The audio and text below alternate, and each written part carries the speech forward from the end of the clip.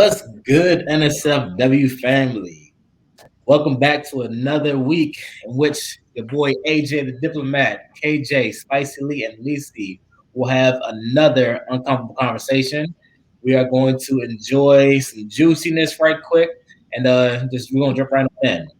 This week's topic of conversation, they have no idea what it is. I sort of came up with it, and we're gonna see how it flows from here. And we're gonna talk about exes. And exes, what we're going to discuss is, are they on limit or off limits? For people in the circle, we're gonna figure what that means, what that is. So yeah, it's gonna get a little uncomfortable. Are y'all ready? I'm ready, brother. Can we say no? So the first conversation is gonna be the first question: are exes off limits for family or friends? I'm gonna phrase it just like that, and we're gonna dig a little bit deeper as we go along. KJ, go first. That's a good question, brother. So, damn, that's a loaded one. Cause I got a couple exes that I'd be mad if you smashed on, but then I got some that I really wouldn't care. I really wouldn't give a fuck. So damn, dog, it depends. For me, it depends. Like you and I have had really deep conversations, so you kind of know the two that you know you can't touch. And then it's like the rest of them, it's free game. Like I honestly truly wouldn't give a fuck. But then I got two that I was there we go. I was emotionally invested in those two. So when you're emotionally invested and you're like your heart was tied to it, that'd be devastating. So my answer I know is kind of complex, but it depends. It depends on how much emotionally invested and how much I truly care about them. So that's my answer. All right. Let's go with Lacey next. Oh, I know it. That is a very good question. I'll start off with saying that. I can agree with KJ and some of the things that he said as far as, it just depends. It's kind of tricky from like a female point of view. I simply say that because a lot of times, so you said friends and family, right? So a lot of times women, we will confide in our friends. And so it become, and I'll say, not to say that, men don't do that, but I think we may confide a little bit more. And it's just going to be very awkward. Like and that's not to say that you tell like everything. Like there's some things that hopefully you can keep between you and your significant other. But there's some things that you share, both sometimes good and bad. And it will just be awkward. Like, I say, yeah, we didn't work out, blah, blah, blah.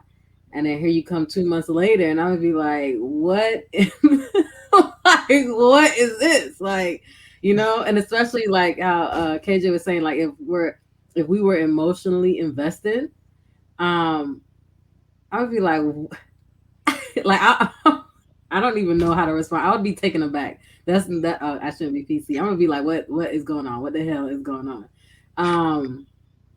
But then in the same aspect, I'm like, if it was somebody like I didn't care about them. So that's why I said I can see it both ways. But for me, it would be very awkward. Like it's never happened to me, but I don't know if I can give like a one answer. Like it just I can't say it depends though, because that would be very awkward. Can I give awkward as the answer? No, awkwardly like, no. Huh? Isn't it awkwardly no? Here's the thing. The reason I'm like struggle to like give like a finite like yes or no is because I don't want to block nobody from who the Lord has for them, but at the same time I'm like, this ain't who the Lord has for you. So oh man, yeah, I don't know. Whoever, huh? That's what I said. I'm like yeah. I'm gonna say no. Okay. I'm gonna say no for now. Can I do that? We'll take a no for now, and we'll dig a little bit deeper afterwards. Go ahead, Spicy Lee. What you got? I think for family, it's a definite no. There's like that unexcusable. there's nothing you can say or do, whether it's meant for you to say that your ex, you know, like you can date their ex. Like it's just completely off limits, especially when it comes to family, because family is who you confide in the most. Like when I think of my family, I think of my sisters. I can't imagine of any of my sisters dating someone I dated. It doesn't even matter the length of time. I think it's just having that level of respect for that person to know that it's just off boundaries. It's just that, you know, that respect level, that unspoken language. It's a code, right? You just know not to cross that bridge. Now, the reason why I'm a little bit light on friends, because you never really know who your friends are anyway. So friends are going to do what they want to do regardless, right? So, and that's that mindset where Jordan's like, excuse me, KJ's like, emotionally, if you're emotionally invested, it's off limits for friends. But your friends, they don't care. Some people don't care how emotionally invested you were in someone. If it's meant to be, it's meant to be. And I think that's kind of where you have to look at yourself and be like, am I mature enough to say, okay, like I've outgrown this person. Like, yeah, I feel like you have to grow within yourself to be acceptable to your friend dating someone that you dated before. You understand where I'm coming from? So like for my family, absolutely not. But there are certain times where it comes to like down to like your friends, and that's why I say who knows your level of friendship, because if you're really close to someone, they should never cross that boundary. Like my friends that I'm close to are like my family. My friends are just like, you could just call them my accomplices. So if they date someone I've dated, then I mean that, you know what I mean? That's on them. You know, that's just the path that they have to walk. And I'm not saying that I will be extremely happy about it, but I still have to grow past that relationship because they're ex for a reason. I don't want them back. So I just need to focus on what's to come. So that's my take. Okay. So you said family, absolutely no.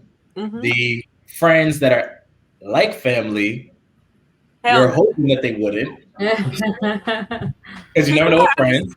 If you like my family, that means I'm gonna see this motherfucker every time we meet. I don't want to run. They are ex for a reason. So my friend, who I don't see all the time, go do what you do. But my family, nah.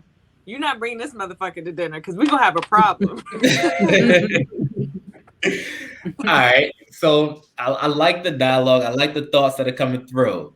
So I'm going to play on something that Lisa said a little bit more. Okay. You give your answer first, Adrian, then go ahead and expand. Oh, me give my answer? Okay. I actually was really thinking about this. I was seriously contemplating this whole situation. I'm like, shoot, like how would I answer this? Like, would I say yes? Would I say no? Like the most difficult thing for me is figuring out why I would say no. Right? Like, and I don't want to give too much of my future thoughts down the line, but there's a sense of like, how much am I still tied to this person that I allow them to control how I feel after like I'm saying I'm letting them go? Mm-hmm. So like that for me, when I started like really started digesting like my thought process, like, you know, why would it trigger me? Why would it still hit me? Because I still have some kind of tie to this person, even though I'm saying I'm done with them. Like, yo, do what you want, live your life. I don't care. If I never see you again, I wouldn't even mind. But if I do see you again, am I going to allow you to trigger me over and over again? Whatever that case may be. So I started trying to work my mind into the point where I could say yes. Like, you know what? That's them. This is me now. And I no longer give you control over who I am. So before I got to that thought process, I was like, what if somebody that's close to me or somebody that is familiar with me is a better fit with that person than I was? Yep. So like Lisa, what you were saying was like, you know, what if that person is like who God saw for that person? Mm-hmm. Like everybody is very different, even if you're in the same circle. So like that's the next thought process that I had. Like, what if their person is more aligned with them? Like what you hated about that person, somebody in your circle might be a better fit to be able to I guess adapt to that or even bring out the best side of that person. What do I think about that? Would that make it, if you saw the person happier, would that make a difference? I would understand where you're coming from with that. And I think I think if you see that someone's, because even if they're with your friend or not, they're still going to be essentially better off without you because you didn't work out, right? Mm-hmm. So with that being said, I think you should be okay with them moving on and being happy because you should want that for yourself too. Like you don't want to, and like when you said, like when you're still, you have that emotional attachment. That's the thing that you have to learn to let go of. Because if you don't let go of that emotional attachment, anything that person does bother you, whether they date your friend or not. So I think, and are you saying that that's okay too as far as family, or is it just friends? Because I still think family is is off limits. That So ain't it's like changed. an absolute no. No, Um, it's a no because that's very awkward. And like Lacey said, it's awkward. It's gonna be weird because it's just like you gotta think like your mind goes there. Like you literally was in bed with this person and now they're in bed with your family. That's a weird that's not a good mix right And there. yeah, and my viewpoint was more so from not even the ex, but my friend or my family member. Like, because I definitely get where you guys are going as far as the emotional attachment, but mine is like I still have an emotional attachment with my friend and family member. Like, there's a relationship. Like, there's you're my friend, you're my family, and so that's where I was more so going with it. The fact that like that would be awkward between a conversation between me and my friend or my family member, not necessarily seeing like the ex. I'm like, okay, but you as a person, like I don't know, because that's kind of hard. Like there's different type of loyalties there, right? And not to say that if they date somebody you used to date, now they're not loyal, but um, it's just tricky. Like it would be very awkward because, like I said, I wouldn't want to hold anybody back, but at the same time, I'm like, I just But told you about him 2 months ago, so but now you know. Can we talk some ugly truth here? what Because we are supposed to get uncomfortable, right? So let's get uncomfortable. No one wants to see their ex happier in a relationship in the next thing, right? No one wishes ill will on their ex. They're not like, oh, I hope the works for you. But I let's mean, be some people honest. want to piss on their ex in hell if they were like burning. They're like, no, I wouldn't even piss That on is you. true. Like, That is true. But no one wants to see. You don't want to log on Instagram and see someone you just broke up with 2 months ago, a month ago, 2 months ago, 3 months ago, booed up with someone else. That's gonna fucking suck. No matter if you dumped them or they dumped you. At the end of the day, no one wants to see someone else doing better without them. I'm gonna keep it a buck. No one wants to see someone else doing better without them. So it would definitely suck if one of my homeboys got with a girl that I broke up with, and I see her all bubbly and happy, and like, you'll analyze everything. Like, she didn't hold my hand like that. She didn't look at me like that.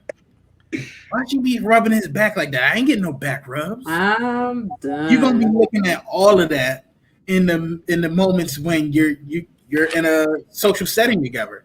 So no one wants to truly see their ex happy, period, in a relationship after them. Now, let's say some years have passed, like 2, 3, 4, 5 years down the line, and you're married. All right, cool. No one cares. But if we're talking like it's really a timetable. Because I'll use you as an example, AJ. If it was a girl who I was in a relationship with, we broke up, even if I was the one who dumped her, and then now you start, laying up with her, and I see that she's happy, I'm gonna be sick. I'm gonna be sick. Let's keep it 100. uh, And ladies, what do y'all feel like? Like, you don't like, this is one thing I want to answer for. Like, would you want to see your ex happier with like a friend, or like just happy, period? Like, people tend to not want to see their exes doing better without them. Who's Oh, gonna you go? said ladies. it goes on to the ladies. Well, I can. I mean, I agree with you when you say the time frame thing, because in general, I don't wish ill on anybody, and I would hope that they will be happy because I don't want anybody to be miserable. Now, will it hurt? Well, regardless of whatever the situation is. After like if it's like 2-3 months, I'm like, dang, they moved on kind of quick. But Yeah. I don't. I wouldn't say I necessarily wouldn't want them to be happy. It was just I would like be like, I would question whether or not either what we had or what they're doing now is real in a sense. Give us your selfish inner thought. Your selfish. I need you to tap. That was my selfish inner thought. Like I don't ever like. I'll be like, dang. Well, I guess what we had wasn't real. Or I wonder if that's even real. Like rebound is my thought. I'll be like, okay, maybe that's a rebound or something. It's like you're just trying to get back at me at this point in time. Like you just trying to hurt me. The only reason why you got my family or friend was just to get back at me. Oh, first off, I forgot we were talking about family or friend. Family or friend, I was just thinking about just in general. Family or friend. First, I'm gonna have a conversation with my family member or friend because, like, obviously I missed some clues or something. Like I didn't get that discernment cue that y'all was interested in each other or whatever the case may be, or I ain't get it. My gut intuition, whatever, didn't speak up and let me know. She could have just simply said, "Hey, girl, you told me the D was good. I just wanted to find out for myself." No one says that. Not your family. First, I never encountered that before. God forbid. Nobody brags. Nobody shares. No, like, but to be like, I wanted to try myself. To be like, I wanted to try. I never heard anybody say that. No girl talks about their glow. Like you just I've never heard anybody say, "Hey, you said it was so good. I wanted to try it." Like I've never heard any like what? How old are we? Because it's only for the movies then. Yeah, I guess so. I ain't never experienced that. Spicy. You've experienced that. Not me. But back to the question. It would definitely have to be a question between like I think I would have some very choice words for my friend and my family member or family member. Like, what is you doing? Sweetheart, what is you doing? Like, this ain't it. And then, hopefully conversations, they stay lovely. But no, it would definitely be a conversation for my friend or family member because ain't no, like, I'm with Spicy on that. Like, your close friend or, like, so much to their family or your actual family member, like, I don't know. Like, no. Like, you hear stories about that all the time, right? Mm-hmm. Where somebody was married, the next thing, like there was some crazy story I just read the other day. This grandfather married his son's wife. Oh wow! Like what? Like what? Yeah, that's some Jerry Springer type stuff right there. Yeah, and then on top of that, went on to marry like one of his nephew's wife, and I was just like nobody had a conversation. Like grandpa was just out here doing everything out here. Like what? And so, what in Diddy's family, like game. And so, I'm sorry. Nah, I was saying, what did she say? What'd you say, Spicy? No, I said Grandpa has that old game. That's what he has. There you go. That's so I'm just like, what is like? So that like a conversation would need to be had and I think it goes on and on. Like Grandpa just was going through people in the family, and I'm like, he put keeping it in the family to a whole nother level, and that, like I'm like the women were just like, okay, me next. Like absolutely not. No, the buck stops here. Nope. Yeah, yo, somebody's son will get it, or they probably get it too. I guess I don't know. Did Diddy and his son date somebody at the same time? Or did somebody get going through like Diddy and his son? Yeah, Lori Harvey. I think she dated Diddy's son, and then Diddy started messing with her. Oh, this is not something that's totally foreign. It's not foreign. I just said a conversation needs to be had because like there needs to be an understanding. Somebody has good genes like that though. It sometimes just works out that way. But the whole thing that I was trying to get at was like, how much entitlement do we have as people? Like, we are forever tied to this person by seeing them happy on the gram or seeing them move on to be happy somewhere else. Like, why is it so hard for us to just like wish people well? Why is it so hard? Like, KJ, you said, talk and tap into your inner selfishness. Like you would hate to see somebody be happy without you. So all of your exes can no longer be happy in life. That trail of like 2, 3, 4, 5, 10 people. Can't nobody be happy no more. I want to see them all begging at my doorstep. I was not expecting that. But we're talking strictly about friends and family though, right?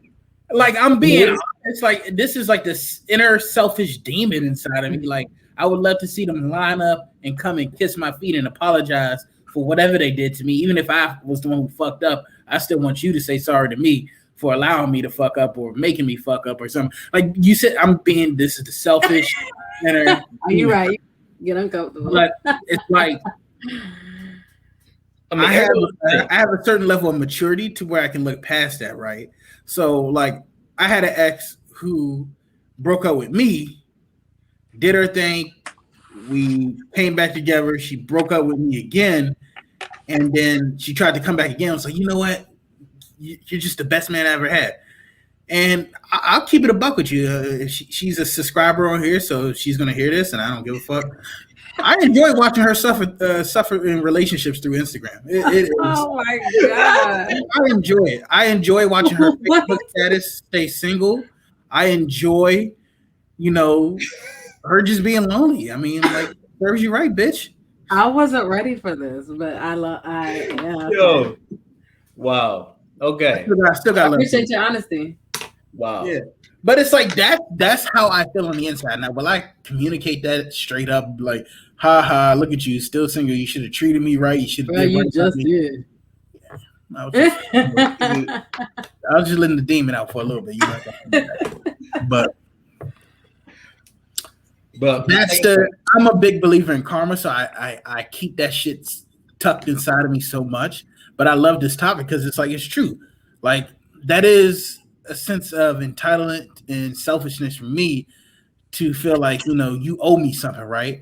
Because like one of the things that pisses me off that we hear so much, AJ, especially as men, is like, oh, I don't owe you nothing. Like if you take a girl on a date, you spend $300, you show her this good time, and then she ghosts you, and you're like, damn, you couldn't say nothing, and you like catch her on the street. I don't owe you an explanation. If I don't want to talk to you no more, I don't want to talk to you no more. It's like you still like technically she's right? I don't owe you an explanation. But at the same time, it's like in my mind, bitch, you do. You owe me an explanation. That was $300. I deserve something. After all this time, energy I put in, all this money I put in, I deserve something back. Exactly. And that's because we always, it's like it kind of leads into a whole nother topic that I'm not going to talk about. But it's like, we always want reciprocity. And if we feel like we're not getting that reciprocity, then we're going to feel like we owed something. And people will forever, again, be in debt, right? And we will always carry this burden for them. Because here we are holding them accountable to this debt that they're trying to move on in life. They're not even thinking about how much you're carrying this weight when you see them around. They're moving on in life. They're focused on something else. And like I said, it just makes, you can only focus on yourself, right? You can only think for yourself. You can only control how you feel in a situation as much as you can. So like, it was just a very interesting point of like, man, could I see somebody close to me like be happy with somebody that, again, I spent my time with, somebody that I put some energy in, and like see them be happy together? Like how would I really feel about that? It's like, man, was I not enough? Or it's like, you know what? It just wasn't our time. It wasn't meant for us to work it out this point and going forward. Because I mean, people change over time. And as you go through these different phases, it's just interesting to see like people's growth patterns. Like who you were 5 years ago is not who you are today. And same thing for all of our history. Like Lacey's history, Spicy Lee's history, KJ's history. We're not who we were 5 years ago.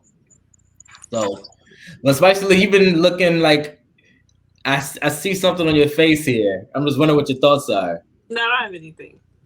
I got a question for her though. Like, have you ever had like someone you used to mess with, or you were in a relationship or talked to for a very long time, and after you guys are done talking, you see them on social media or in the street or whatever, and you see that new girl, and if you look at that new girl, you're like, she ain't better looking than me. He downgraded. Like, you never had a moment like that before, you and Lacey? I mean, people are always going to downgrade. It depends on how you feel about yourself, right? They only downgrade, right? Wow. So they only downgrade from here. But I mean, I guess I kind of do have a lot of thoughts, but the questions have already surpassed. But what I can say about this topic overall is just that, I'm losing my train of thought. With the whole seeing somebody on social media thing, I don't really feed into that stuff too much because it's kind of like when you break up with someone, you need your own personal growth. So I don't necessarily care to look on their social media to see if they're happy or do this or that, because all that does is just feeding that negative energy into my soul, which I don't need. Like, I really want to detox from this person and move forward. So I'm not really trying to lurk on their page and be like, oh, look, they're so happy, because essentially, like, I need to build myself to make myself happy. So I don't really necessarily give a shit whether they upgraded, downgraded. That person is good for them. It doesn't matter if someone's ugly or not. One thing I've learned, because I have been left in a relationship, so I learned, because to me it was a downgrade, but I had to tell myself it doesn't really matter what someone looks like, because it's about that I guess the personality that person has. So just because you may look better, you may not be fit, or you may not have that same type of personality that person has. But hindsight 2020, in the back of my mind, I can be honest, I'm always saying, there's a time cap on this relationship, because whenever you end a relationship and you're kind of in another, that relationship only lasts for so long, because that person is still emotionally trying to get over you too. So they bring a lot of emotions into that relationship. And if those two people can't get through it, they're going to be single too. So it's just like, what am I mad at? It's just a matter of time. They're going to be right with me. Right. So you're just saying it's doomed from the beginning. I mean, It happens all the time though. Like, and you can't say that if you broke up with someone tomorrow and you see them all hitched up with someone, you see them probably like a year later and they're no longer with that person. I mean, chances are some people end up staying with that person, but it's like very slim. It's like really slim. Like, yeah. So I think part of my like initial inspiration from this was seeing the Sex Life movie, from that scene where I forget the girl's name, but homegirl that had the dream boy from like way back when, and they had all these dreamy, spicy like scenes from way back when, or whatever the case may be. And then her best friend, who was already slutting up the streets already, ended up like hooking up with her old boy. But So that's reality. There's another show like that. It's called Firefly Lane.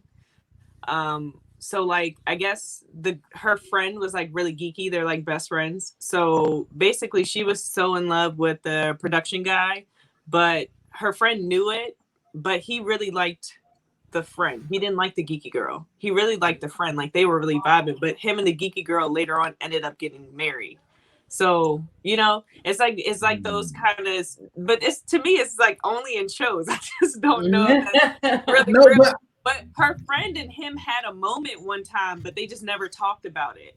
But really, like, she knew how much her best friend liked him. So she kind of just faded herself and kind of, tried to take herself out away from him. So that way, they eventually got married and had a kid, type of thing. So, but one thing I've noticed from like, just like people that I've associated with, this is more like the situation that AJ's talking about is more prevalent in women, because it's called pre-selection. Women do like things that are pre-selected. Like, they like one thing I will always say is, me being in a relationship, that is the most attention I've ever gotten from women, is when I'm in a relationship.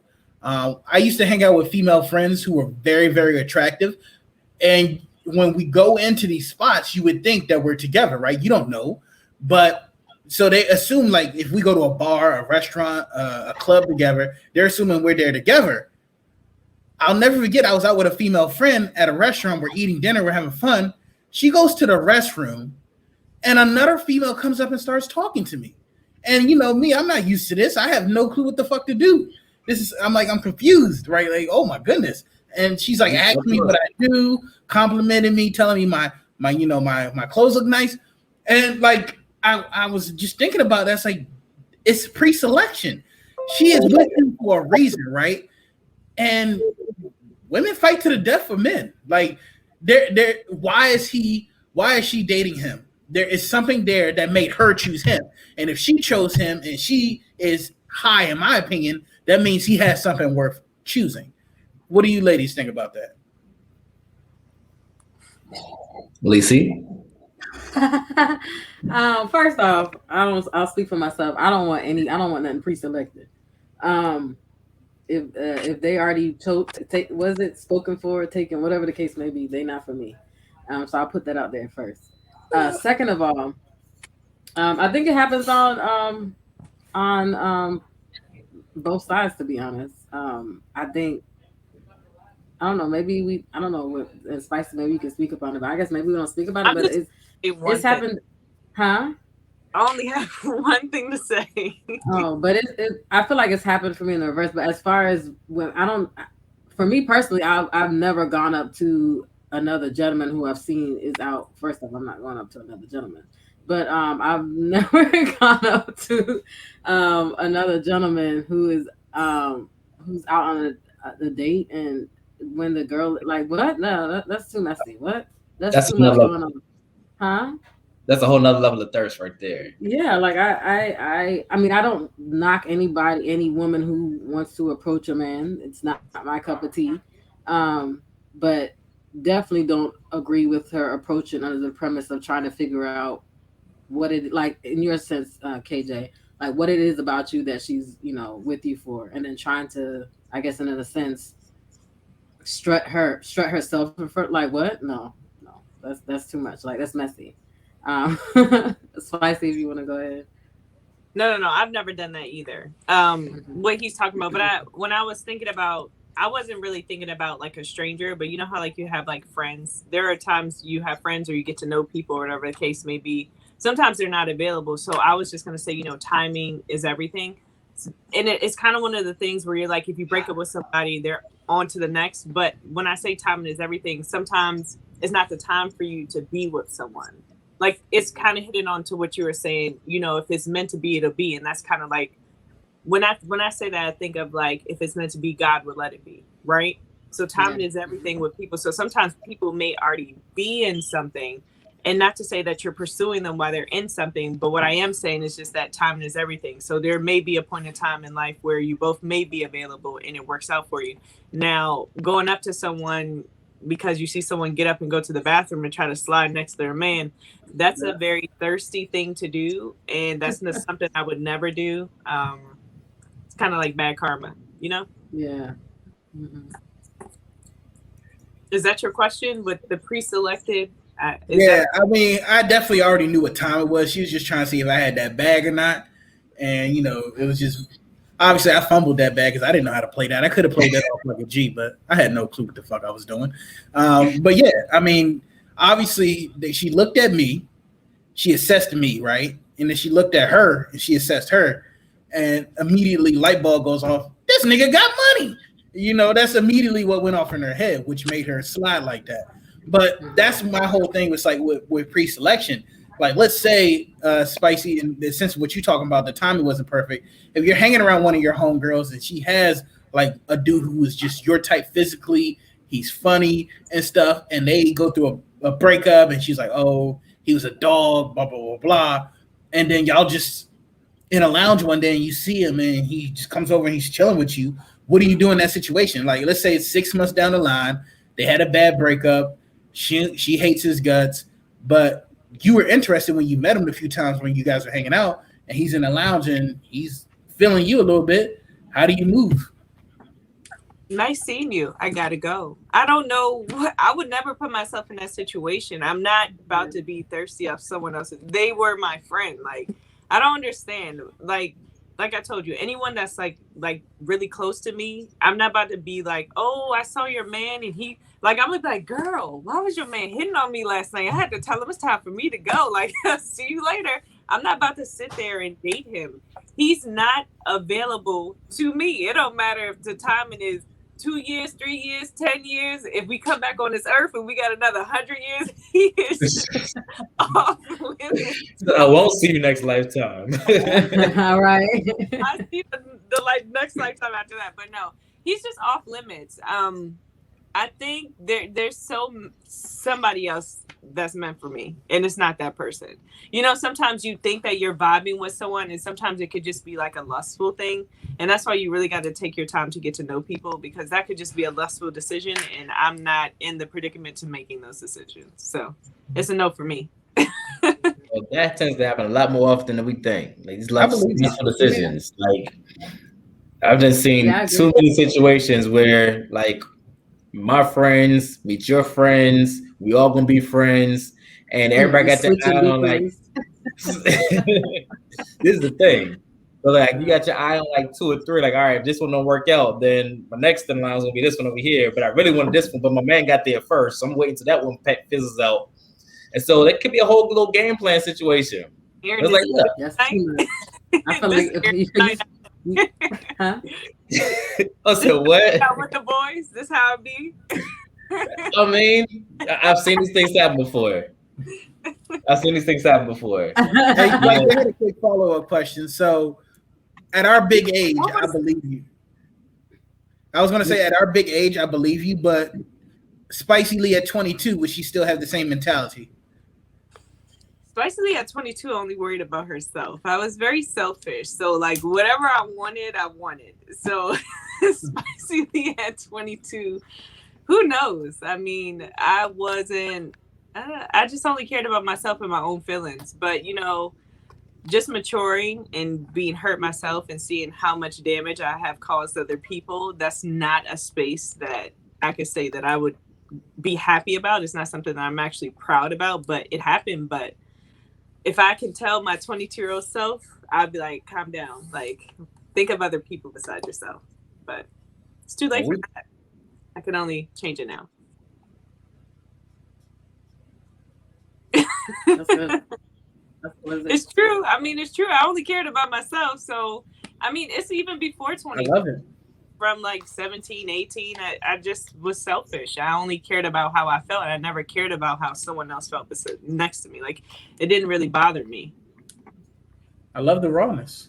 Yeah. So we did say that, you know, it depends on your emotional involvement. Sometimes we all have those days where it's like, you know what? Who's in the streets today? And you know, some people just belong to the I don't know about that one. So you know what? Who's out and about? I had one of them days. Yeah, I never had that moment where I just felt like being in the streets for a little bit. No, I ain't never felt like belonging to the streets. Okay, you know what I'm talking about, right? I know what you talk about, man. People on the streets tonight. We just gonna be on the streets. They keeping it classy right now. I don't know why, but they keeping it classy. Red, is that what we're doing?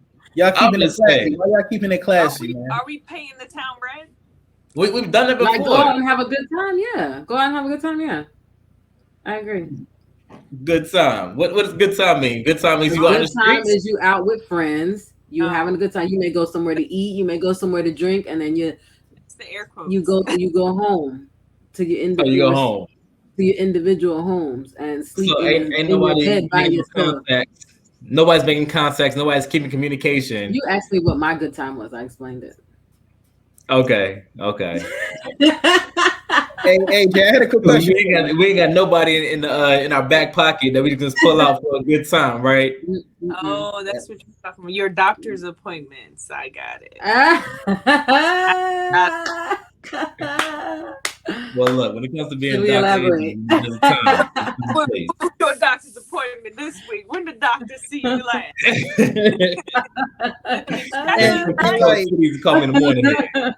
And the crazy thing I think about it is that honestly, if AJ hit something first before me, I wouldn't want to hit it because then now I feel like it's like, no offense, but it's like it's sloppy seconds to me now. Now he has the one up on me. He can always like I couldn't imagine being at my wedding altar with a girl. Nobody did unthinkable, ungodly things with. And he's sitting there standing next to me like this. You next up, bro. I wasn't ready. That's like what's the call? This is how men think. This is how men think. Like I could not be at a wedding altar. Yeah. You know, with him as one of my best men, Is it best knowing that he done licked and touched and poked everything on her, not knowing where I measured up on her, because she gonna tell me I was the best she ever had, but shit, maybe I wasn't, maybe he was, so that's always gonna be in the back of my mind, like, damn, did he hit better than me? And eventually some questions gonna come out. All right, so when you was with AJ, come on now, who's bigger? Oh my And First off, why you bring up oh no, I gotta know. being insecure? No. Oh, yes. See, that's different. I'm not asking. Not saying You have to ask those questions. You should pass on that person. Facts. But that's my point, though. Like, that's my point. Like, it's gonna be some competition there. Like, all right. Or you have to think about it like this. It's like you sleeping with her, you kind of never mind. It's right? Her entire history. It's like you weren't the guys you saw. What were the guys you didn't see? So that means you and Eric can share drinks from that point on. Kanye West will always hate Ray J. No matter what. Ray J ain't did shit to that man.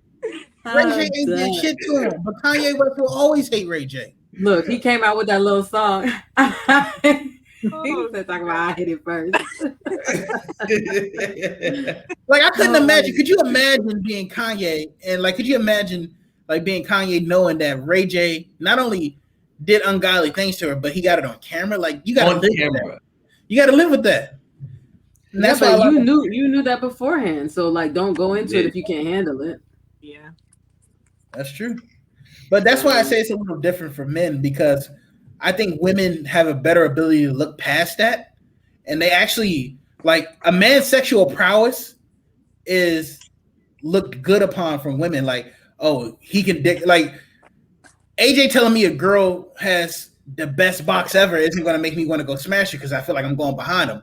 But I feel like, and y'all can correct me if I'm wrong, another girl, hey, he got the best digging stick I ever had is going to make her curious. You get what I'm saying? No. No? Oh, sorry, I'm not agreeing with you. Is what I'm saying. Okay.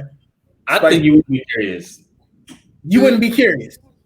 Nah, I think you would. I think guys would be curious. Like, yo, it was like that.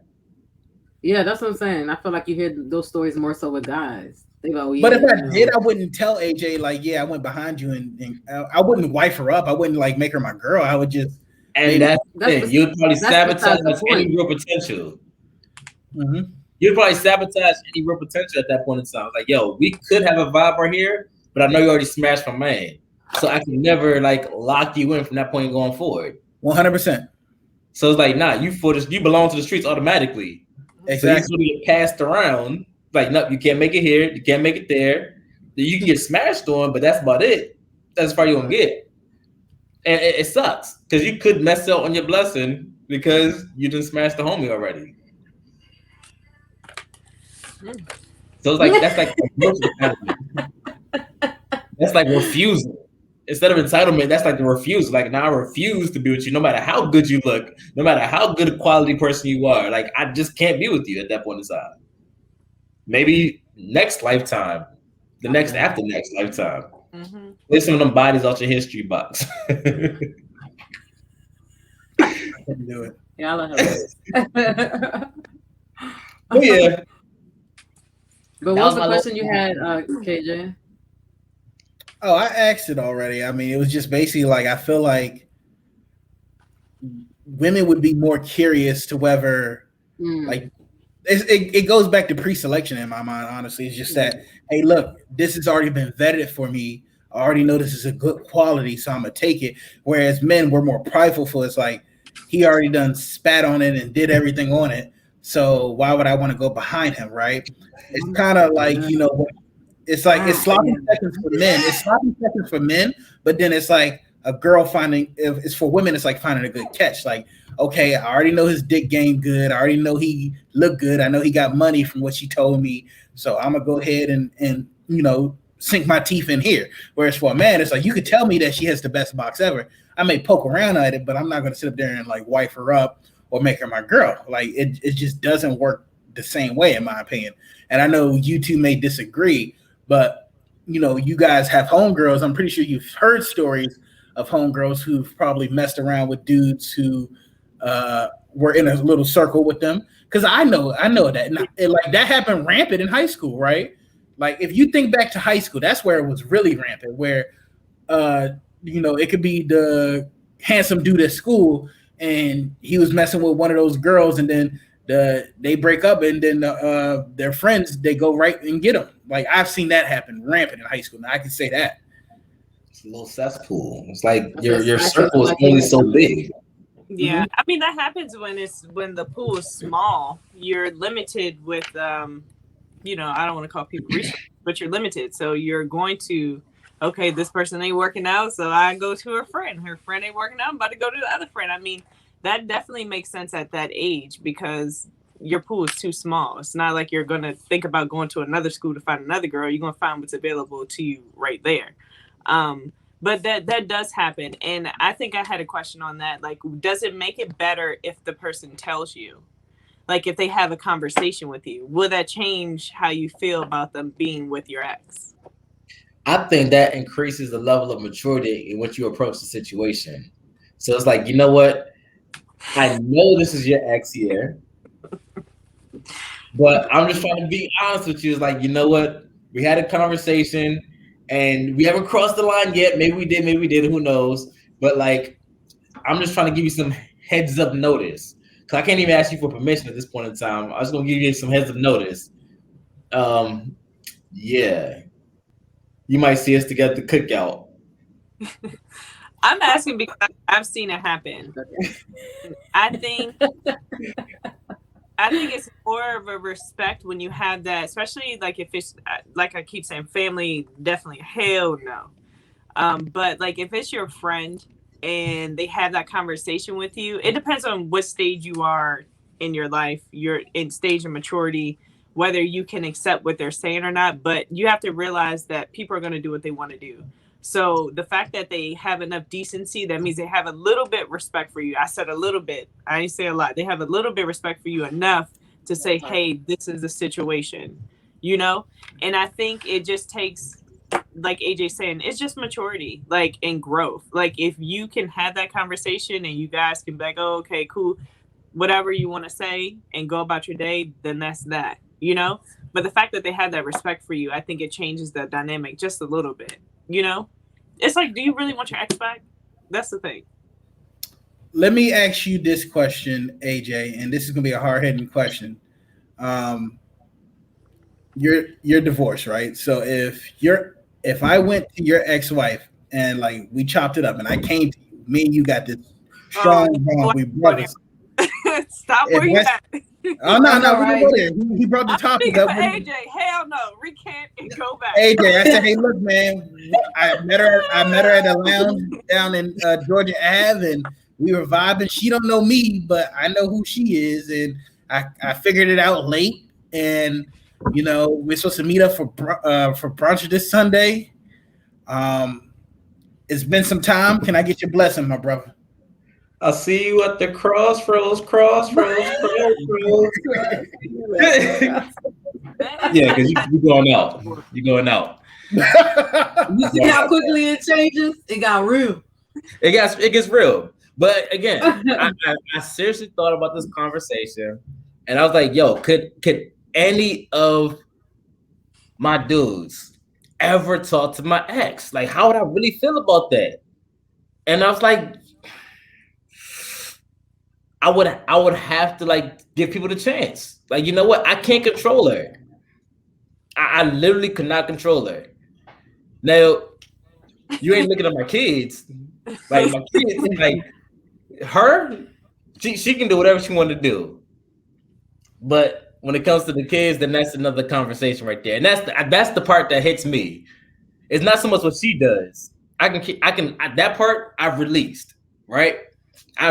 I can let that part go. But it's for me, the main pull is like who's gonna be around my kids. So like when it comes to my dudes, like she can make her own decisions. She's a grown adult, right?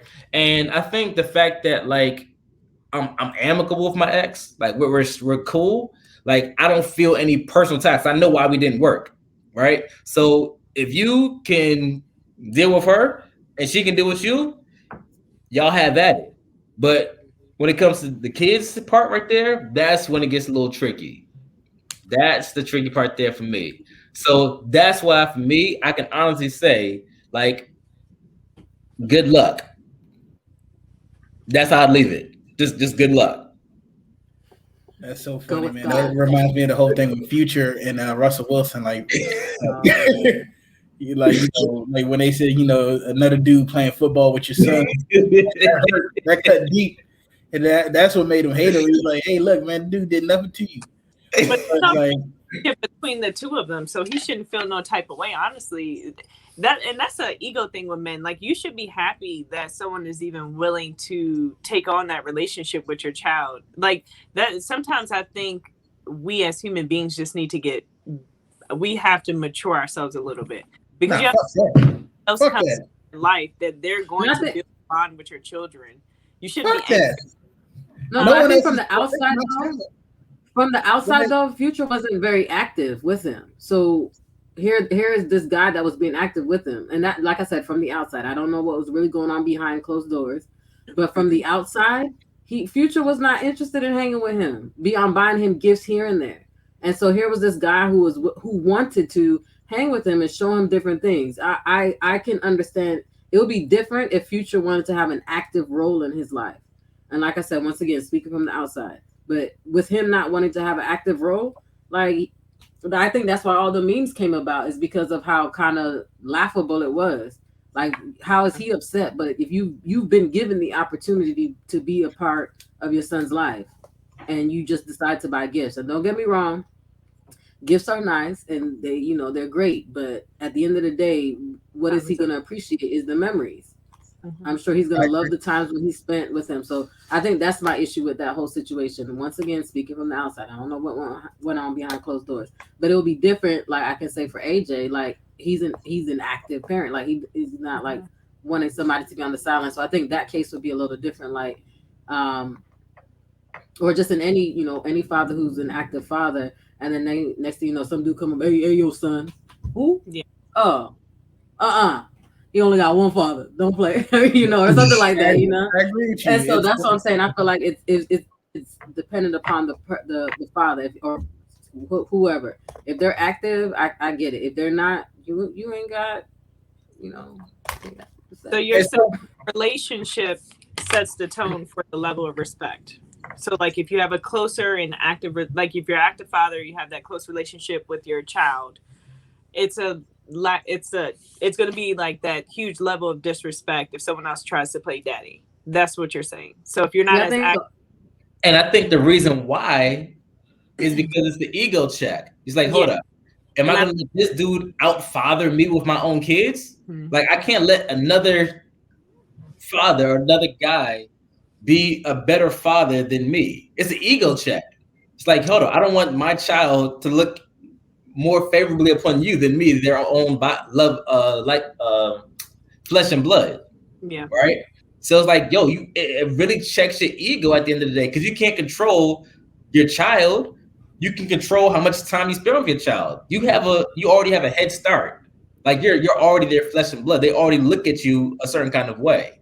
Like, they're always going to see part of you in them naturally. So if another dude is if they're calling another dude father or dad, or whatever the case may be, you got to check your own ego and make sure that you're handling business at the end of the day. And you see this all the time. I agree so much with you, because, like, one of the funniest things that I see on Twitter, which is a cesspool, is they always say that Drake got bullied into being a dad, right? He basically got bullied. Him and Playboy Cardi got bullied into becoming fathers, right? They got put on blast. They got embarrassed. Everybody was making all them, oh, man, you don't take care of your son. You was hitting your son.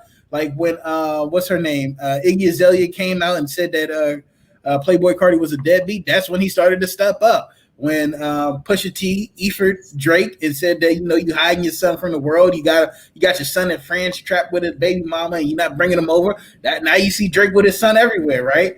Because he's like, oh man, like, you ain't about to embarrass me.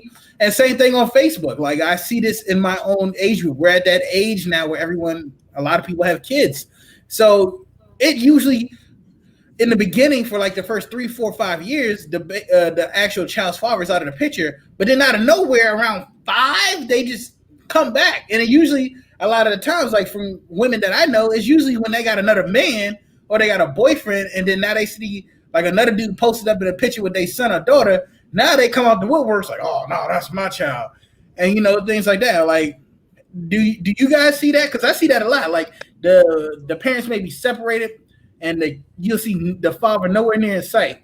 And then once they see them posted up with someone else, or they start talking to someone else, or their kid is around someone else, then they come out the woodworks. It's a sad sense of motivation, but motivation from any point is motivation nonetheless. But I mean, I can't say that I personally have seen that because I'm not tracking nobody like that over time to see like where they were and then where they are now. Hey man, everyone puts all their business on Facebook. Yeah. I mean, you're right. People tell all kind of business stories, deadbeat situations, like X situations. I've been hurt before, but now it's my year to focus on me kind of situation. All of that there. Ladies, have y'all seen that before? Well, I was gonna say that's what I was saying. I think that's the difference, right? That would be the difference between and I can't speak for the male ego, but I would hope that a father who's active and like from jump or always wants to be a present or have a present role in their child's life wouldn't necessarily be struck. Like, so if somebody, your significant other starts to date somebody and that person comes around and your children will be, oh hey, this is, or they call them by whatever name, that wouldn't challenge it. I felt like, me personally, from the outside looking in, I felt like the challenge would more so come, as you guys said, where if I've never been a part of the child's life, and next thing I know, I see you posted up with somebody else, I'm like, hey, wait, like that's where I feel like the ego part will come in, because now like, not, you're calling me out essentially, and like AJ was saying, it's like it's a motivation, and hopefully you take that motivation and run with it and stick with it, and not just use it as a like, oh, don't be having my child around all these other people when you're not here. You are not in a present role in your child's life. You can't really have so much of a say if you're not going to be if you're not going to parent by the definition of the word. That's my thought on it. Spicy, look like you got something to say. Yeah, because sometimes I feel like, what did AJ say? It's a what? When fathers come around, it's a, what did you say? I was like, motivation. A sad motivation, you said? Sad way to motivate, right? Is that what you... I think it's a sad way to be motivated. So I feel like are they really motivated for the child? Because I feel like if you go that long and you see somebody with somebody else, it's almost as if it's no longer about the child. To me, it sounds like you're more interested in that new relationship, And I feel like sometimes people like to sabotage situations, but they use the child like a goat to be like, oh yeah, it's about the child, but they're really trying to just make your life miserable. So I don't really know if that's a sad motivation. Sometimes I feel like it's just a fucking cover up. It's just like, yeah, I'm gonna act like I really want to be there for my child, but they're really more interested in you. And I think sometimes you have to kind of be careful with that too, because you never really know someone's intentions when they come back around.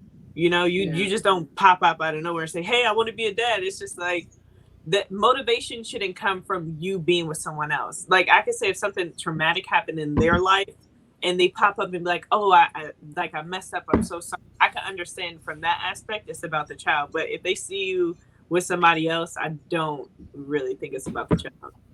Mm-hmm. I don't think so. That's a very deep topic right there, because, I mean, we see, I don't know if we see it, but like we hear of a lot of situations where mothers will use their kids as pawns to get back at their ex, where they will actually withhold their kids from their exes. Like, you can't see him. I will never let you see your kid. And the dads actually want to fight for custody. And it's like, no, they're going to be on child support because I'm about to live off the money or whatever, make you pay for all this stuff that you done did.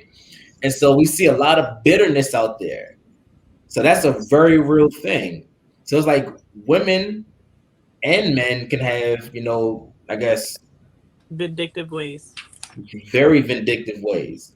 I think that goes back to what you said in the beginning of like the unresolved, emotions, the ties between whenever it was a relationship or whatever you thought it was a relationship or whatever the case may be.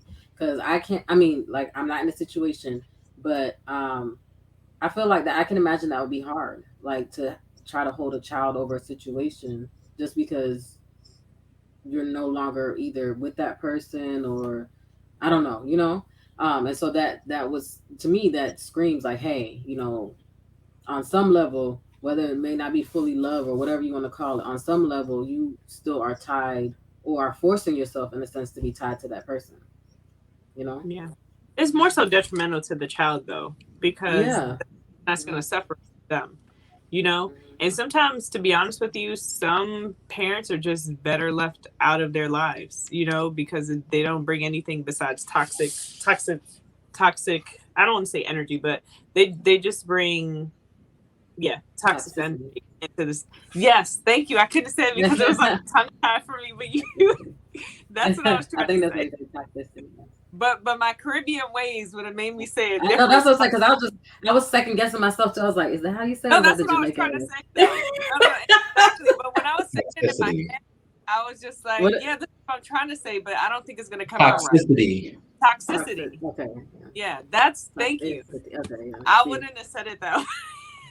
That sounds like when I said it, I was like, wait, is that the Jamaican word? A little off topic, but it took me a long time to say specific because I kept calling it Pacific, and I was like twisting up the word, so I had to say it over and over again just to let it. So I didn't want to fuck it up on here. And you're like, it's specific. Some men will go back just to not only to like make your life miserable, but it's honestly, I think most of them just go back to save face, right? Because now they don't want to look like a piece of shit. Because like, and let's say we get a girl pregnant at 25, something you already were. I mean, I'm just sorry. If you piece of shit is a piece, you can't change that. You already was absent. You don't think over time they can change? You can't make up for time. No, if you was a piece of shit before, there's nothing you could do for that child to make them think. But especially, let's say he's 25 and he's immature and he knocks you up, and then he's like, fuck that responsibility. I'm gonna go live my life. And then at 30, he's like talking to his homeboys and like, hey dog, like when was the last time you checked in on your son? Oh man, damn dog, you a deadbeat. And then he hearing that at 30, that's gonna hit different. Damn, nigga, you a deadbeat. I'm a deadbeat, man. She kept me. And then he gonna come running back. Oh, man, ain't nobody gonna be calling me no deadbeat. That's usually, honestly, what happens a lot of time, right? They grow, they mature, and they're like, If you've never had that relationship with that child from the time they were born to those 5 years, it's like, go find another family. You're not doing the child any justice because at that point, that child has already in their mind, and I say this because my daughter's 4. So you ask I'm not even gonna go there, but kids at that age know, they can tell you straight up, no, I don't have a dad. So what are you really doing to that child? You're not really gonna do anything for them besides confuse them. Sometimes you're just better off left just keep living your life. Let that person find someone who wants to be there for them and that child. Because to me, like your friends should not make you decide to want to be a part of your child's life. If you can't decide that for yourself, then you don't need to be a parent. That's how I feel. Like you need to just stay away and go about your life. That's what the hell you need. Well, I think persons and situations can be put in your place to help you realize things, though. So I'm a firm believer in that. And so I don't have children, so I can't really speak on it. But I do believe that people can change. Because if I didn't believe that, then I wouldn't have changed from how I was in the past. And I can't believe that anybody else would change. Like I said, I don't want to speak out of turn. I do not have children. But in general, if I believe that people can change in anything, they can change, in my opinion, on this as well. And I think it just depends on how they broach the subject.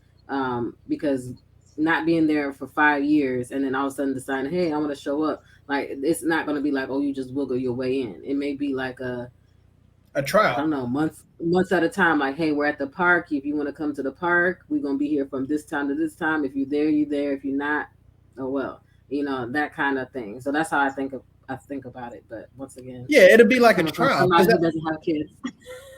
But isn't it like, and like Lacey, I don't have kids, but to me it's like, wouldn't it be like at least the motherfucker's there? He missed 5, but at least he'll be there for the next 25. It's like, no, it wouldn't be at least. It's something is better than nothing, right? In my opinion. This is just me talking from my non-parental brain. Something is better than nothing. So if someone comes back with a genuine effort, now let's say he just wants to do the whole shit off of Don't Be a Menace. I'm here to see my son. And then the son comes up, he picks him up and puts him back down. I'll be back next week to pick up my son. Right? Now, I agree. If it's a genuine effort, I think that's what, and you'll be able to tell that. Like I said, if I say, hey, we at the park this weekend, you come in next few weeks, hey, I don't know, whatever, we're going to a water park or something. Next few weeks, we're going, I don't know, going ahead. So I feel like as long as the genuineness is there with the situation, and it's not you like just coming back just to be like, oh yeah, I'm in my kid's life. No, if you genuinely want to be in your kid's life. But once again, that's a conversation hopefully you can have with a significant other. I'm sorry? That's kind of how I feel. Like if people, I don't want to say that people don't change, but it's if the person's actually genuine. Like, where is this intention coming from to wanting to get to know that child? You know, and I still feel like even in my life, there's stages that I'm still going through and dealing with, you know, my stuff. So these are things that I think about all the time, especially when it comes to my kids. You know, I'm just like, at what time will I be okay with it?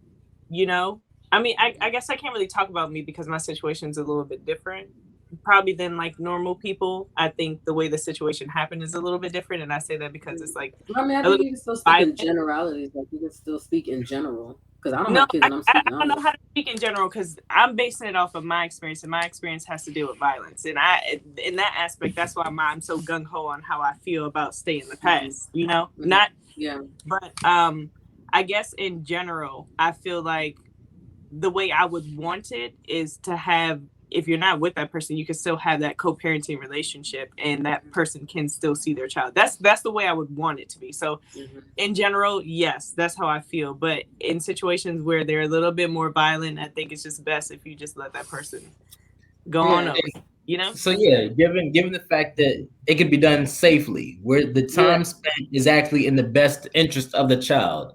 Like, you know, there are some situations where, again, it's not safe for certain individuals to be around.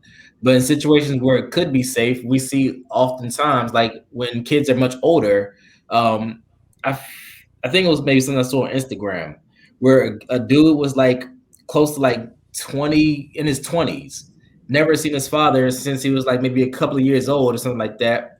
And he had just like this huge amount of hate for his father. And then finally, you know, mustered up the courage to find his father, who had been living, I don't know how many miles away, and finally had a conversation with them.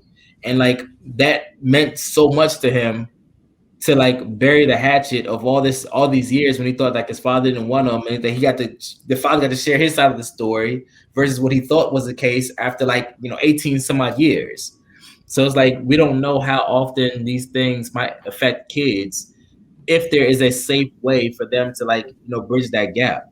Oh, AJ, can we stay right here for a second? Because you just touched on something so huge that I hear from my homeboys and my friends that I've grown up with who have kids, and that is the narrative. Because one of the biggest things I've heard from men who I talk to, who I know, who I'm friends with, who I associate with, is that they feel like a baby mother always paints a narrative of them being a monster, right? Especially if the time isn't adequate. So my question is it fair that the child only gets to hear one side? Because I think this is something that a lot of our viewers can relate to. A lot of men feel like they're painted in a negative light by the baby mother. And not all baby mamas do that. Let me make that disclosure out there. But it's like, they'll say, okay, you know, maybe a 7-year-old comes up and is like, how come I only see my dad every 3 weeks? That's because your dad ain't got time. You know, he out here running these streets. You know, I've noticed that a lot of, and I've seen this on Facebook, as I said before, and on Twitter, a lot of women will openly talk shit about their baby father. And then in my mind, honestly, I think, well, you fucked him and you made a baby by him and you had his baby. And here you are talking cash money shit about him. Like, what do y'all think about that? I mean, I would say just very briefly, very quickly, you should not bring kids into adult business. Like, when they ask those kind of questions, they shouldn't get any kind of narrative whatsoever. Like, it should be in the child's best interest to give them or paint their father, the other person, in as neutral of a light as possible. Because again, if you paint a negative picture and you always do that, then of course that's going to taint how this child now views the world, and even their own gender, their own sex role in life is going to be painted by whatever you say, whatever you're pouring into that child. So I think, again, I think it's important to paint as neutral of a picture as possible, versus lying to the child and saying that, he just moved away or he doesn't exist or you don't have a father or whatever the case may be. That would be my imagination, to paint them as neutral of a picture. But again, I'm not a professional by no means. Mm-hmm. Spicy. No, I mean, I concur with AJ to a certain degree, because I think when kids become of age, I think you should be honest. I'm not saying that to say that you should paint this narrative to badger someone or belittle them. I don't really think that's okay. It's not going to do any good for yourself, because you clearly need to work on yourself, or for the child, because you have to understand that is that child's parent. So you don't want to be negative and talk negative about the parent. That's not going to do anything. This is not going to do anything good for the child. And if anything, it may make them look at you in a different light too. I just think children should stay in their lane, and there's certain things that you shouldn't say about the other parent. Like if you have something hateful in your heart to say about the father, you just shouldn't say it, not to your child. But if there's certain questions, like in situations where you're co-parenting and they want to understand certain things about like what happened, I think it's okay at a certain age, when they become of age, like 15, 16, where they can understand a little bit more, where you can be honest and say the truth. And I can say that because I feel like that with my daughter. So but I would never say anything bad, because that's not me, but I will always tell her the truth when she gets to that age and she wants to know. I think I'm going to be completely honest with her, because I don't want to paint a narrative that's untrue. Sometimes you speak things from your heart that are evil, and they're not really necessarily true because it's how you feel. But I want to paint the truth. I don't want to create some narrative about a person and make them seem like a monster. It's just, sometimes people are in a place in their life and maybe they're not ready for responsibility. So it is okay to explain that. But I also would like her to still be open enough to want to venture out on her own. She's going to have to do that on her own to get her own answers. But I can only tell her the truth, because I don't want to lie. I don't want to have any misconceptions. And I just want her to hear it from me. Because, have other people tell it, it's going to be like this and that, and too much hearsay. I don't want the hearsay. Let's be honest, Oh, that's beautiful. So That was a dope thought right there. What do you think? It took a lot of growth now. I feel like I would just be piggybacking off of what everybody said. I do agree. It is situational. But overall, I do think that no one should paint anybody in a horrible light. One, because as it's been said, you decided at one point in time they were suitable enough for you to interact with. You like the way I said that? But my PC way of saying that.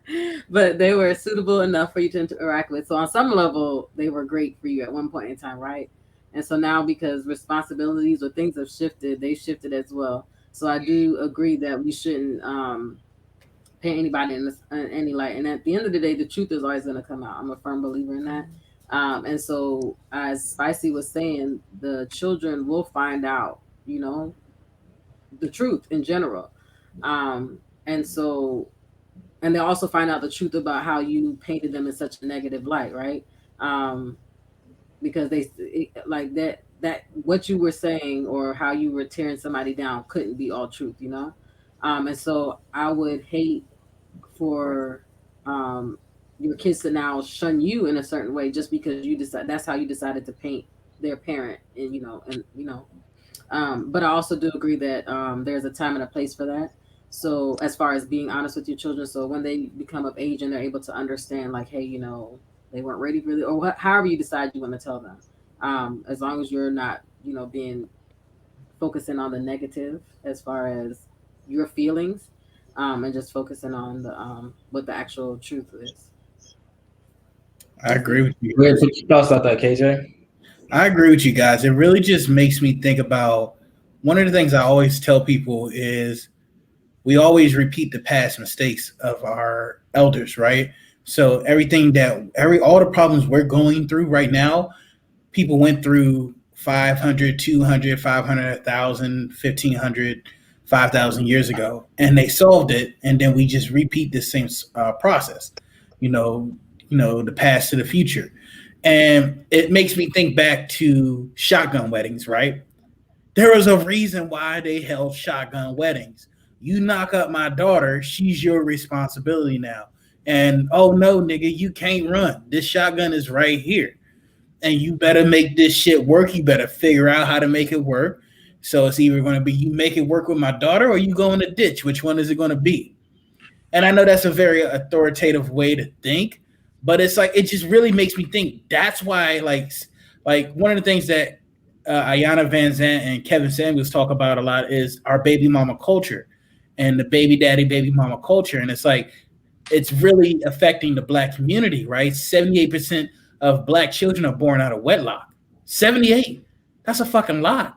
And we all know two-parent households statistically do the best for children, right? Now you get people like LeBron James, but LeBron James is a 1 in a million man, right? So it's like,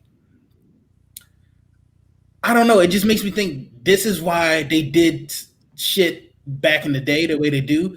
So it kind of makes me want to ask you guys, like, is our culture fucked up because we have too much freedom?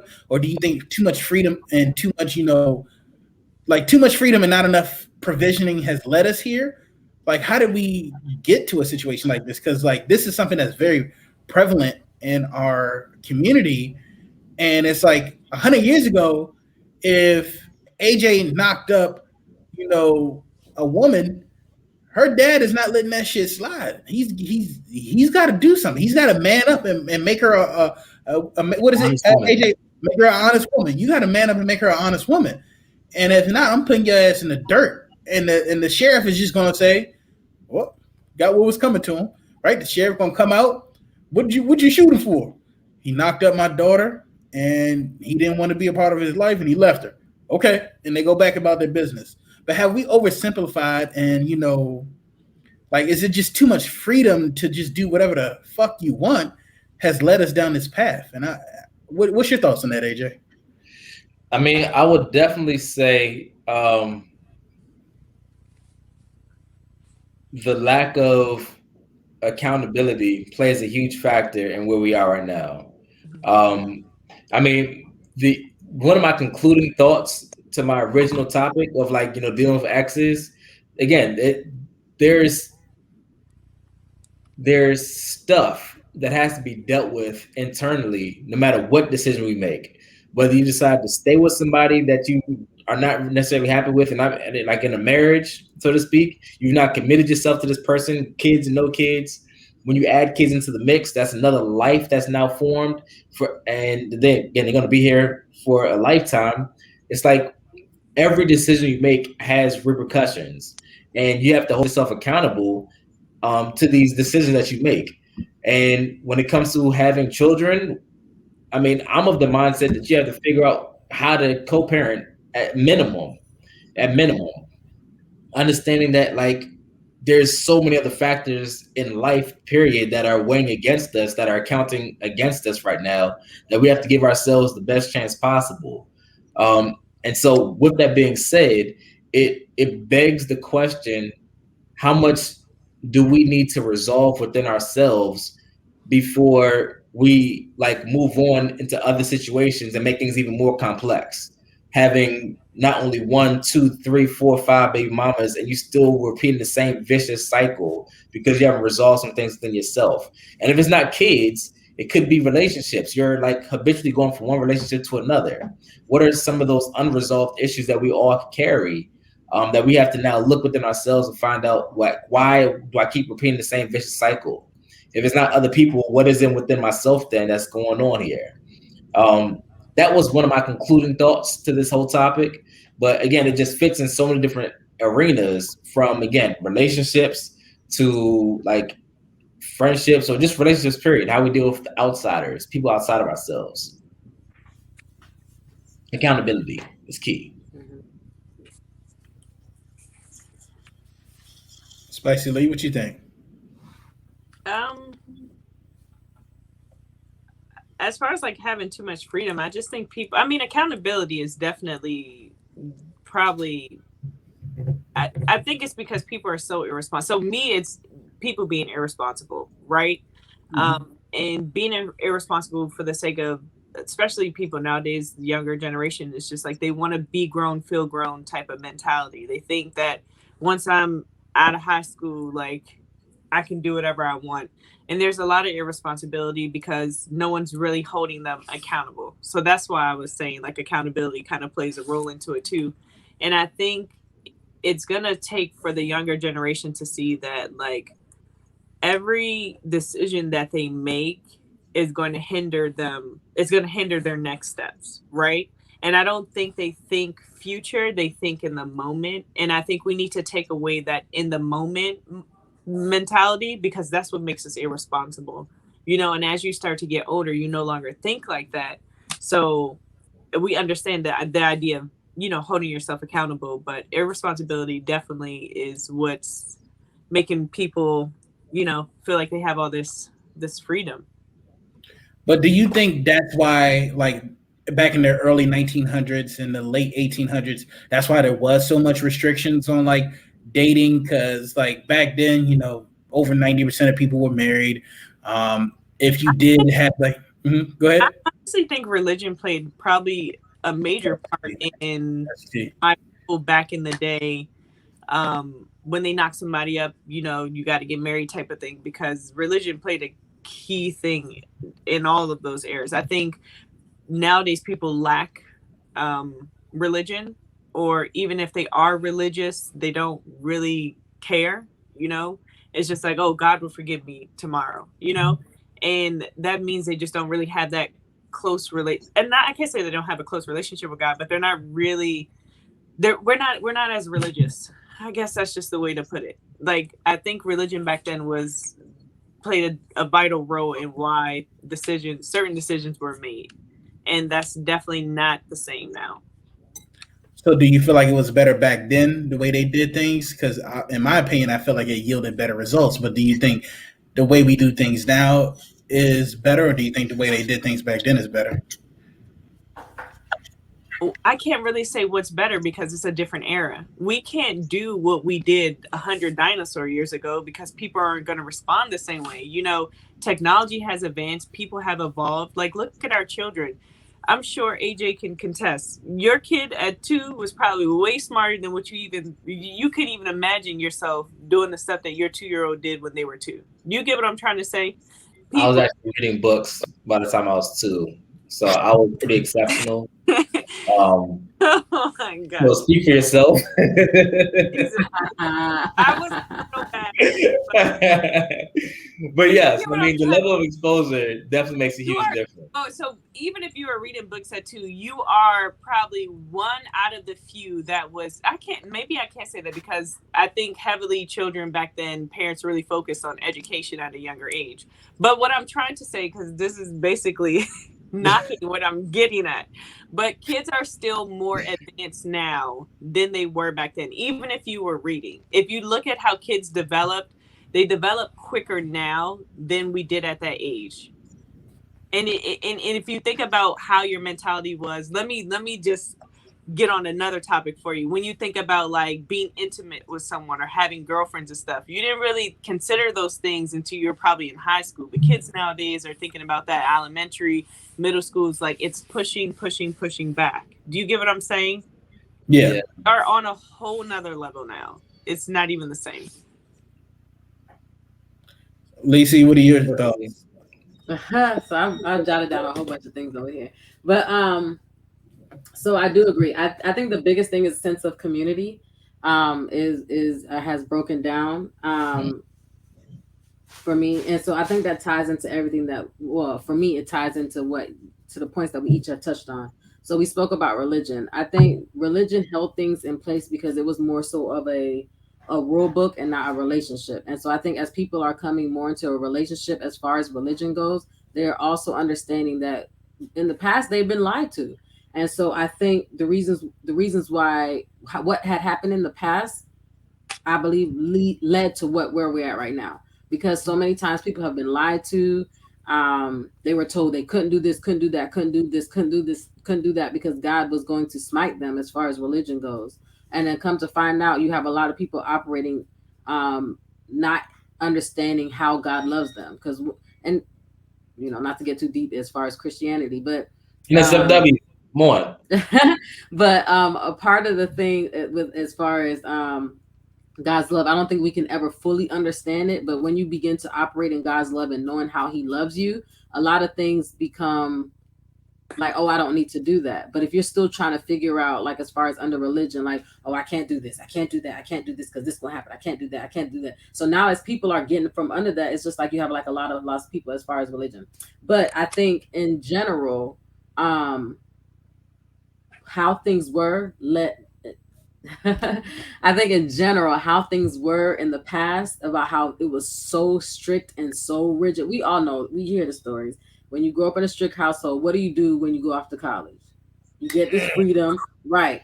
And so I think how society was in the past has led to how we are now. We kids want to know everything. Sometimes, like when I see these little kids, I'd be like, if you need to know your place, and not like in a mean way, but I'm just like, there's levels to this. And so it's I think what Spicy was talking about was like the amount of access that kids have nowadays is not what we had back in the day. Like if we wanted to do research and stuff, AOL was like, pew, pew, like it was slow. You went to the encyclopedia, you went to the dictionary, and that's how you did your stuff. I was reading that too. So I'm right there with you, AJ. But so I think that's it. But I think the overall thing is sense of community. And I think, as you were saying, as far as the father talking to the young man, KJ, this goes to that. Because back in the day, there was like and not trying to go back too far, but at least amongst Black folks, there was this bond, right? Because it was either us or you had to hold on to our group. Not trying to get back into slavery, but it was like we had to build a bond. Like we all, we looked like blood. We built a bond simply because we had to survive. And in that, we built a bond, built a community with our families and things like that. And I think as time has gone on, and other things about looking a certain way, whatever, has kind of separated our community. So I think once we can get back to that community, that I'm going to take care of you, you take care of me, we're going to make sure that we uplift and all this other stuff, I think that would really get us back to caring for one another. And here's the thing, even if you do have like single mothers or single fathers, because there's that community, it won't even, like, what is it, back in the day they used to say it takes a village, right? So the whole village mentality would, in my opinion, prevent a lot of these things of how we were just talking about, you having to tear down somebody, because guess what, it doesn't even matter. You got uncles and aunts and grandmamas and grandpas and all the other stuff who are going to step in because of that sense of community. And 9 times out of 10, if you have that support, that encouraging support, don't get me wrong, a child is a gift from God, but the child may come a little later, instead of you being younger or in a situation, or more vulnerable situation, to where you're now like a single parent. So overall for me, it's that community aspect. I know I was long-winded, but I was trying to touch on the point that I heard. That was really good, because I never considered the community aspect. So that's dope. Go ahead, KJ. Oh no, she got there. I think that Spicy has something to say, because I got nothing right now. Sorry, my bad. I like the fact that y'all mentioned the purpose of religion and the role that religion played, the role that community played, survival.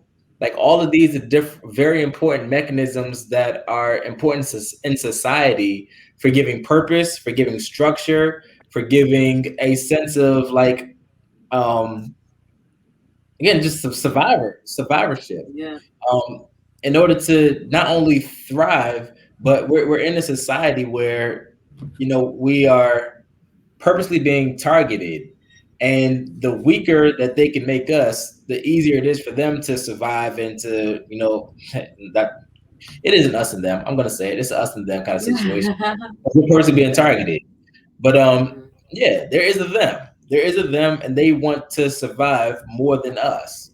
And so, like, going back to slavery days, there were definitely intentional efforts to cause dissension within the family, within the community. And so now here we are, generations later, perpetuating some of the very same vicious cycles that were instilled back then. So again, no sense of commitment to family. I'm over here sleeping around, spreading seeds around, and I don't plan on taking responsibility for any of these situations here.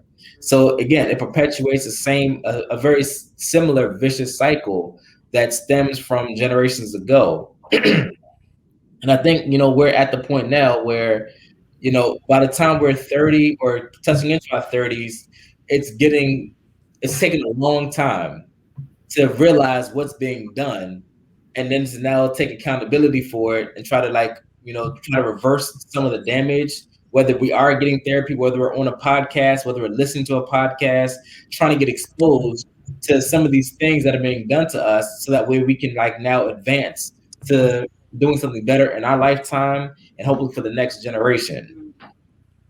So yeah, I love the fact that you mentioned community, the purpose of religion, the purpose of relationship and religion, what it was supposed to be, what was originally intended to be, as a way of life, as opposed to like a rule book that's supposed to restrict you in certain things. I think that was just phenomenal. I didn't expect the podcast to touch on so many deep topics here. When you got a good mix, when you got four brilliant minds coming together here, it's some awesome sauce when it comes together. So I have a closing question that I want to ask you guys, something that's the last thought on my mind. Who here knows why Rome failed? Thought it was too big. There you go. That's the simple answer to it. It was too big. Yeah, it was too big. But what tended to happen is they became a republic. They had tyranny, right? Too many people had a voice. Too many people wanted to do what they do. The economy started to fall because people became entitled. The military started to turn on each other. It was too much space. They became too big. And with all the liberties that they gave, it crumbled. So, like, I'm a big historian sometimes, and I read a lot of stuff. And it says, like, the world and civilizations, they work best in small pockets, right? Like, when you're a big country like China, the United States, Russia, like how the USSR used to be, like, they tend to crumble and fall because it's too widespread and it's too much different opinions, and it's too much differences, right?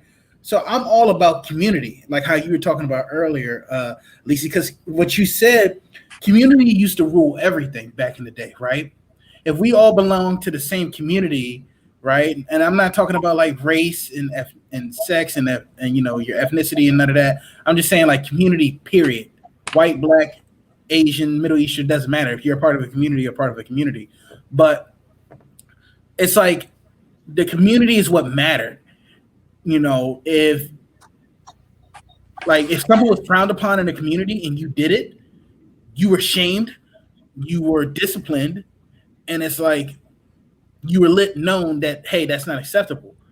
But now, like, it's something that we see in the US, we're trying to fit so many people's opinions and feelings into like a big melting pot and make sure this is something that everyone loves and accepts, and it just doesn't work.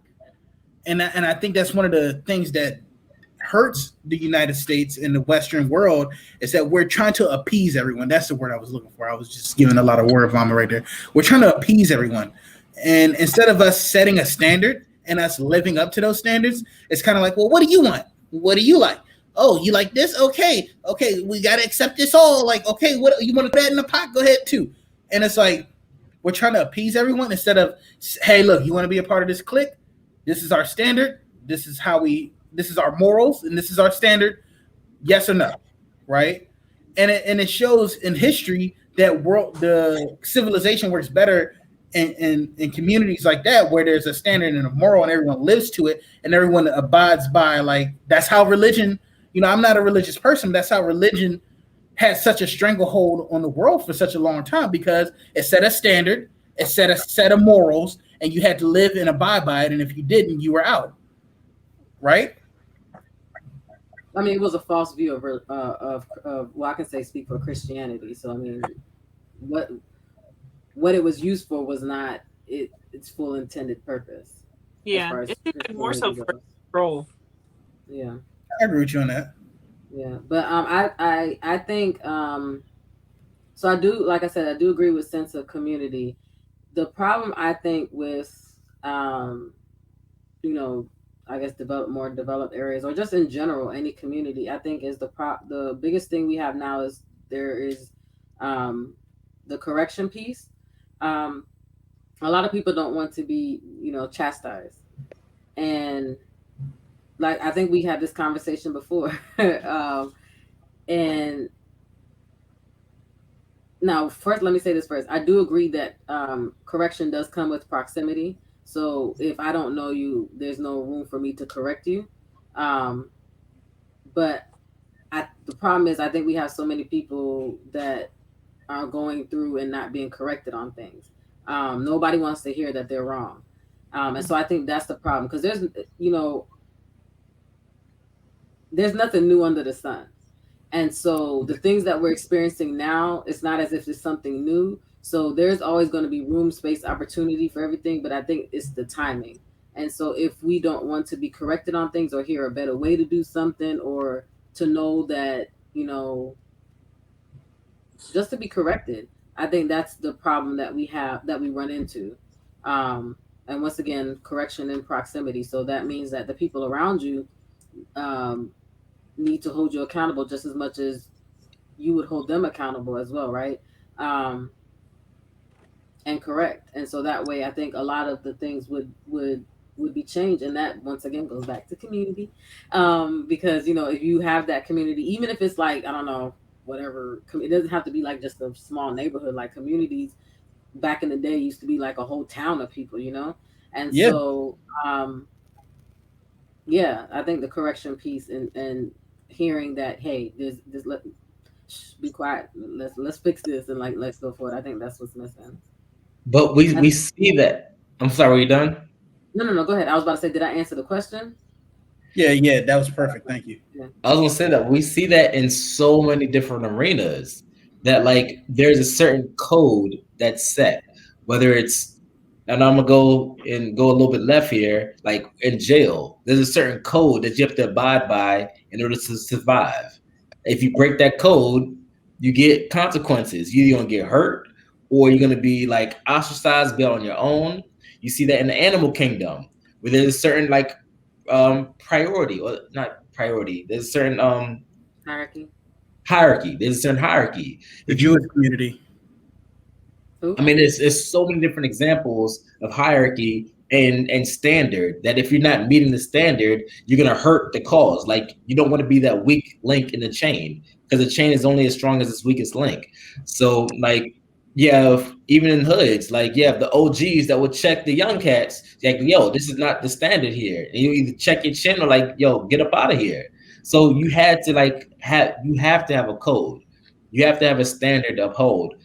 Because it's meant for survival. It's meant for your ability to thrive beyond your own scope, but for, again, the community to thrive. I think it's so important that we have that standard.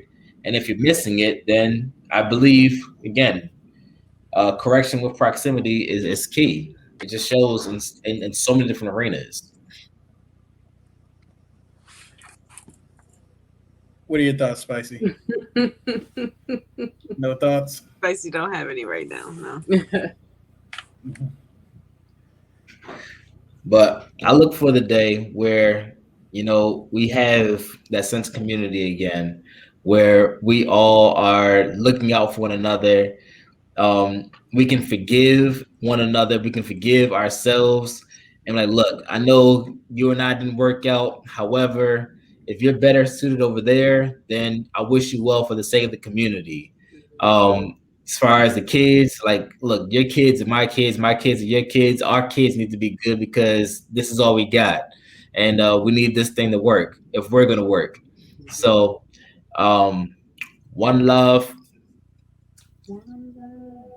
That's all I'm gonna say. That's my spiel for the day. All right. Well, we'll wrap things up here. Does anybody have any last thoughts or anything else that they would like to say before we wrap things up? No, good topic. Great topic. So we're definitely going to be coming back to y'all with a different topic. We're going to definitely try to throw some things out there. So we really appreciate you rocking with us. Please hit that like and subscribe button down below, right down here. Hit that notification bell so that way you get a notification as soon as we post a new video. We're grinding, we're working hard, we're getting better as a cohesive team, and we just look to continue to provide you guys better content as we grow, we get better, and definitely drop some comments down below on topics that you would love for us to discuss, because at the end of the day, it's our community and it's your community. So it's just a community where we want people who have these everyday struggles that we go through, and living everything that we've experienced and going through the stuff that we've experienced, or you're about to go through the things that we've experienced, and discussing the topics that that you have in the the water room and with your friends, all those things. We want to be able to put that here and make this a community to where we can come together, have these discussions, and just get like-minded people together to kind of figure out what's the right way.